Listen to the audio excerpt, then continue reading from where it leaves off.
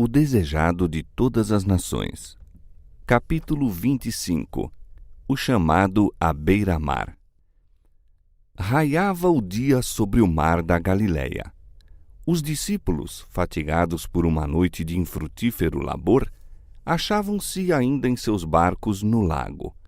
Jesus viera passar uma hora de quietação à beira-mar.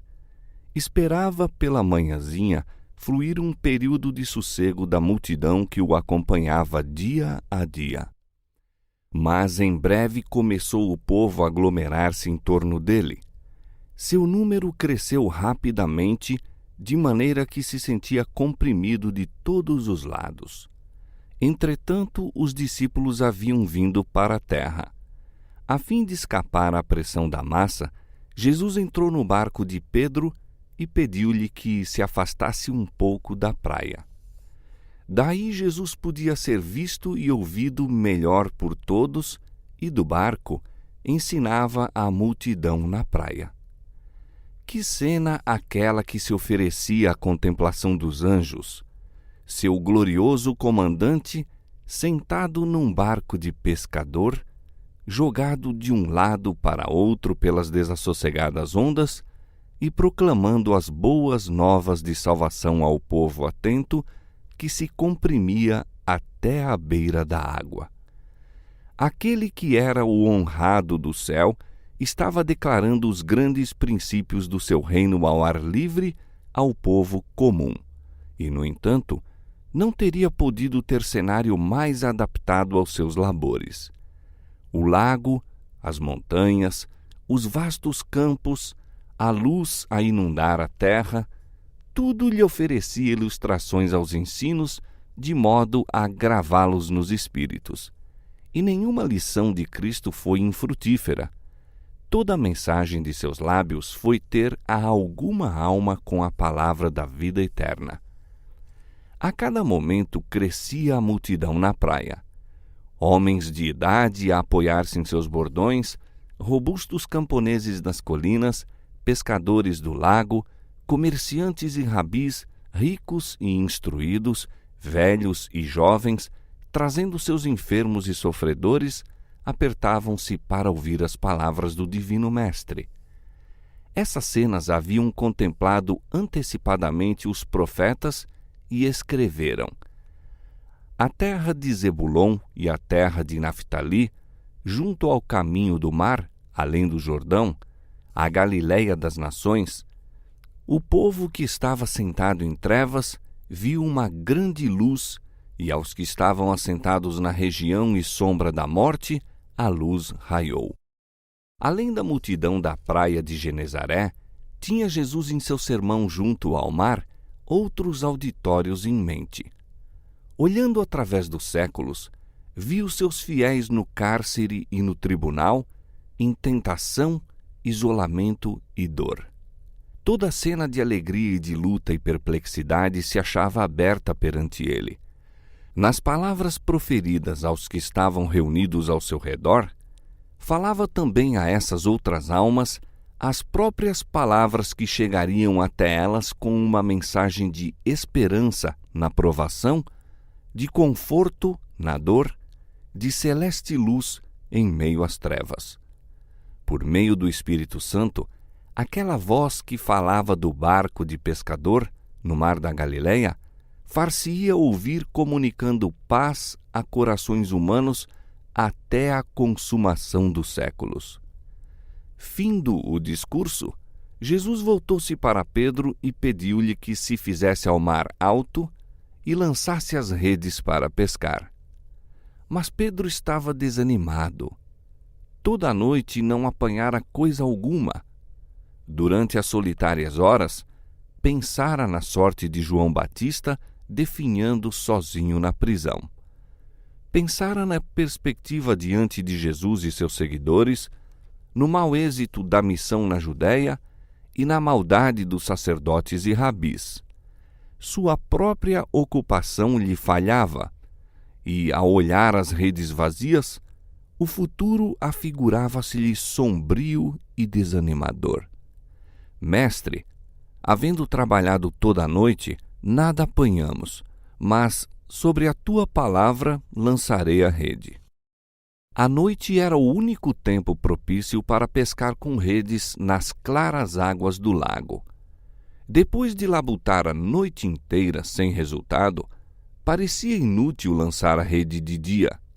Jesus, porém, dera a ordem e o amor por seu mestre levou os discípulos a obedecer. Simão e seu irmão deitaram juntos a rede. Ao tentarem colhê-la, tão grande era a quantidade de peixes apanhados que começou a romper-se. Foram forçados a chamar Tiago e João em seu auxílio, e havendo recolhido o conteúdo, tão grande era a carga em ambos os barcos que se viram ameaçados de ir a pique. Mas Pedro não cuidava agora de barcos e carregamentos. Esse milagre, acima de todos quantos havia presenciado, foi-lhe uma manifestação de poder divino. Viu em Jesus alguém que tinha toda a natureza sob seu comando. A presença da divindade revelou-lhe a própria ausência de santidade. Amor por seu mestre, vergonha de sua incredulidade, gratidão pela complacência de Cristo e, sobretudo, o sentimento de sua impureza em presença da pureza infinita, tudo o subjugou. Enquanto os companheiros punham em segurança o conteúdo da rede, Pedro caiu aos pés do Salvador, exclamando: Senhor, ausenta-te de mim, que sou um homem pecador. Fora a mesma presença da santidade divina que fizera o profeta Daniel cair como morto perante o anjo do Senhor. Disse ele: Transmudou-se em mim a minha formosura em desmaio, e não retive força alguma. Assim, quando Isaías viu a glória do Senhor, exclamou: Ai de mim, que vou perecendo, porque eu sou um homem de lábios impuros e habito no meio de um povo de impuros lábios, e os meus olhos viram o Rei, o Senhor dos Exércitos. A humanidade, com sua fraqueza e pecado, fora posta em contraste com a perfeição da divindade, e ele se sentiu inteiramente deficiente e falto de santidade. Assim tem sido com todos quantos alcançaram uma visão da grandeza e majestade de Deus. Pedro exclamou: Ausenta-te de mim, que sou um homem pecador. Todavia, apegou-se aos pés de Jesus, sentindo que dele não se podia separar. O Salvador respondeu: Não temas, de agora em diante serás pescador de homens. Foi depois de Isaías haver contemplado a santidade de Deus e sua própria indignidade que lhe foi confiada a mensagem divina. Foi depois de Pedro haver sido levado à renúncia de si mesmo e à dependência do poder divino que recebeu o chamado para sua obra por Cristo. Até então, nenhum dos discípulos se havia inteiramente unido a Jesus como colaborador seu. Tinham testemunhado muitos de seus milagres e lhe escutado os ensinos. Não haviam, porém, abandonado de todo a sua anterior ocupação. O encerramento de João Batista lhes fora a todos amarga decepção. Se tal devia ser o resultado da missão do profeta, pouca esperança podiam ter quanto a seu mestre, com todos os guias religiosos unidos contra ele. Sob essas circunstâncias, era-lhes um lenitivo tornar por algum tempo a sua pesca. Mas agora Jesus os convidava a abandonar a vida anterior, unindo aos dele os seus interesses. Pedro aceitara o chamado. Ao chegar à praia, Jesus pediu aos 3 discípulos: Vinde após mim, e eu vos farei pescadores de homens. Imediatamente deixaram tudo e o seguiram. Antes de lhes pedir que abandonassem as redes e barcos, Jesus lhes dera a certeza de que Deus lhes supriria as necessidades. O serviço do barco de Pedro para a obra do Evangelho fora abundantemente pago. Aquele que é rico para com todos os que o invocam, disse: Dai e ser-vos-á dado, boa medida, recalcada, sacudida e transbordando. Nessa medida havia ele recompensado o serviço dos discípulos. E todo sacrifício feito em seu serviço será recompensado segundo as abundantes riquezas da sua graça. Durante aquela triste noite no lago, enquanto separados de Cristo, os discípulos foram duramente premidos pela incredulidade e cansaram-se num infrutífero labor. Sua presença, porém, lhes atiou a fé e trouxe-lhes alegria e bom êxito. O mesmo se dá conosco. Separados de Cristo, nosso trabalho não dá fruto e fácil se torna desconfiar e murmurar. Quando Ele está perto, porém, e trabalhamos sob sua direção, regozijamo-nos nas demonstrações de seu poder. É a obra de Satanás desanimar a alma.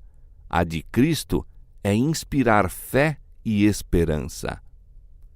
A mais profunda lição que o milagre ensinou aos discípulos é também uma lição para nós, que aquele cuja palavra pôde apanhar os peixes do mar, podia igualmente impressionar corações humanos, atraindo-os com as cordas de seu amor, de maneira que seus servos se tornassem pescadores de homens. Eram humildes e ignorantes aqueles pescadores da Galiléia, mas Cristo, a luz do mundo, era sobejamente capaz de habilitá-los para a posição a que os chamara. O Salvador não desprezava a educação, pois, quando regida pelo amor de Deus e consagrada a seu serviço, a cultura intelectual é uma bênção. Mas ele passou por alto os sábios de seu tempo, porque eram tão cheios de confiança em si mesmos que não podiam simpatizar com a humanidade sofredora e tornar-se colaboradores do homem de Nazaré. Em sua hipocrisia, desdenhavam ser instruídos por Cristo. O Senhor Jesus procura a cooperação dos que se tornem desimpedidos condutos para a comunicação de sua graça. A primeira coisa a ser aprendida por todos os que desejam tornar-se coobreiros de Deus é a desconfiança de si mesmos. Acham-se então preparados para lhe ser comunicado o caráter de Cristo. Este não se adquire por meio de educação recebida nas mais competentes escolas. É unicamente fruto da sabedoria obtida do Divino Mestre. Jesus escolheu homens ignorantes porque não haviam sido instruídos nas tradições e errôneos costumes de seu tempo. Eram dotados de natural capacidade, humildes e dóceis, homens a quem podia educar para sua obra. Há, nas ocupações comuns da vida, muitos homens que seguem a rotina dos labores diários, inconscientes de possuírem faculdades que, exercidas, os ergueriam à altura dos mais honrados homens do mundo. Requer-se o toque de uma hábil mão para despertar essas faculdades adormecidas. Foram esses os homens que Jesus chamou para colaboradores e deu-lhes a vantagem da convivência com ele. Nunca tiveram os grandes homens do mundo um mestre assim. Ao saírem os discípulos do preparo ministrado pelo Salvador, já não eram mais ignorantes e incultos. Haviam se tornado como ele no espírito e no caráter, e os homens conheciam que haviam estado com Jesus. A mais elevada obra da educação não é comunicar conhecimento meramente, mas aquela vitalizante energia recebida mediante o contato de espírito com espírito, de alma com alma. Somente vida gera vida. Que privilégio, pois, foi o deles, por 3 anos em contato com aquela divina vida de onde tem provindo todo o impulso doador de vida que tem abençoado o mundo. João, o discípulo amado, mais que todos os seus companheiros, entregou-se ao influxo daquela assombrosa existência. Diz ele: a vida foi manifestada e nós a vimos e testificamos dela e vos anunciamos a vida eterna que estava com o Pai e nos foi manifestada. Todos nós recebemos também da sua plenitude a graça por graça. Não havia nos apóstolos de Nosso Senhor coisa alguma que lhes trouxesse glória. Era evidente que o êxito de seus labores se devia unicamente a Deus. A vida desses homens, o caráter que desenvolveram e a poderosa obra por Deus operada por intermédio deles são testemunhos do que fará por todos quantos forem dóceis e obedientes. Aquele que mais ama a Cristo, maior soma de bem fará. Não há limites à utilidade de uma pessoa que, pondo de parte o próprio eu, oferece margem à operação do Espírito Santo na alma e vive uma vida de inteira consagração a Deus. Caso os homens suportem a necessária disciplina, sem queixume ou desfalecimento pelo caminho, Deus os ensinará a cada hora, a cada dia. Anseia revelar sua graça. Remova a seu povo os obstáculos, e ele derramará as águas da salvação em torrentes, mediante os condutos humanos. Se os homens de coração humilde fossem animados a fazer todo o bem ao seu alcance, não houvesse sobre eles mãos repressivas a refrear-lhes o zelo, e haveria uma centena de obreiros de Cristo, onde temos agora apenas um. Deus toma os homens tais quais são e educa-os para seu serviço, uma vez que se entreguem a Ele. O Espírito de Deus, recebido na alma, vivificar-lhes-á todas as faculdades. Sob a direção do Espírito Santo, o intelecto que se consagra sem reservas a Deus desenvolve-se harmonicamente e é fortalecido para compreender e cumprir o que Deus requer. O caráter fraco e vacilante muda-se em outro forte e firme. A devoção contínua estabelece uma relação tão íntima entre Jesus e seu discípulo que o cristão se torna como ele em espírito e caráter. Mediante ligação com Cristo, terá visão mais clara e ampla. O discernimento se tornará mais penetrante, mais equilibrado o juízo. Aquele que anela ser de utilidade a Cristo é tão vivificado pelo vitalizante poder do sol da justiça que é habilitado a produzir muito fruto para a glória de Deus. Homens da mais elevada educação em ciências e artes têm aprendido preciosas lições de cristãos de condição humilde, classificados pelo mundo como ignorantes. Mas esses obscuros discípulos haviam recebido educação na mais alta das escolas. Tinham-se sentado aos pés daquele que falava como nunca homem algum falou. João capítulo 7, verso 46.